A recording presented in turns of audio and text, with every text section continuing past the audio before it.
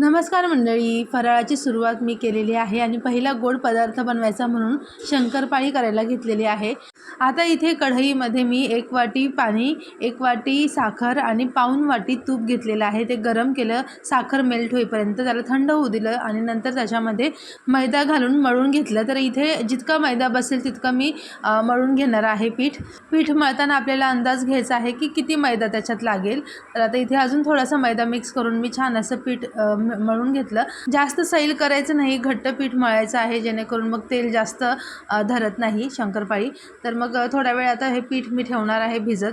अंदाजे 15 ते 20 मिनिट पीठ ठेवल्यानंतर मग मी ह्याला पुन्हा काढून थोडंसं मळून घेतलं हलक्या हाताने। आणि या पिठाचे ना 2च मी लाटी करणार आहे, जास्तीची शंकरपाळ्या मी करणार नाही। जसं मी तुम्हाला सांगितलं की सगळा फराळ मी थोडाच बनवणार आहे। तर अशा पद्धतीने मी लाटून घेतली आणि ती फोल्ड केली। तर याच्यामुळे काय होतं ना, जास्त पदर सुटतात शंकरपाळीला।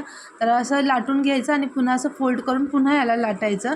आणि शंकरपाळी जाडसर व्हावी यासाठी आपल्याला याला जाडच ठेवायचं आहे, एकदम पातळ लाटी करायची नाही। आता याला कट करून घेतलं आणि दोन्ही लाट्या एकदम मी करून घेतल्या, नंतर फ्राय केल्या। कारण या कशा चिकटत नाहीत, त्यामुळे आपण एकावर एक जरी असं ठेवला तरी म्हणजे काही प्रॉब्लेम नाही। तर अशा पद्धतीने मी दुसरी पण शंकरपाळी जी ती लाटून घेतली। आता ह्याचा थिकनेस बघा, थोडंसं थिकनेस ठेवायचं आहे जेणेकरून ते असं क्रिस्पी आणि छान वाटतं खायला, पदर देखील जास्त सुटतात। हे बघा, इतक्या जाड शंकरपाळ्या मी केल्या होत्या आणि जास्त गोड नव्हत्या केल्या, कारण नमकीन पण सगळ्यांना आवडतात, ते पण मी करणार आहेच।